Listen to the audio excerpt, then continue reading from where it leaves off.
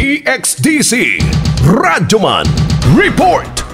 Nakaplaga na ang pateng lawas ni John Alfred Amalias kansang nalubos sa Bear Grande Resort bago alpayan ng siyudad sa Davao niadtong adlaw nga Domingo, Setyembre 3, 2023. Nakita sa mga residente ang naglutaw-lutaw nga lawas biktima at bang Sambulan Resort rason nga ila kining gihawas dumplings baybayon samtang nagpaabot sa mga otoridad. Nagtupad lamang ang mulan sa Bear Grande Resort din ang biktima na lumos kauban ng 13 anyos samtang nangaligos dagat bisan og labihang dagkuas balod niadtong higayuna. Sumala ni Cheryl Abalias, maguwang babae biktima nga nag-order pa sa iya og pahumot ang iyang manghod og wala lang niya damha nga katapusan na daay kadto niyang komunikasyon sa ilang kinamanghuran sa siyam nilang magdagsuot.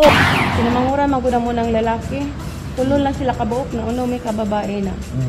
Wa di na libog mo ni nagatabang sa mong ginikanan sa mua. Dali maduulan, daga nagkaila, nagagamigo. Maayong bata. Tinahoron.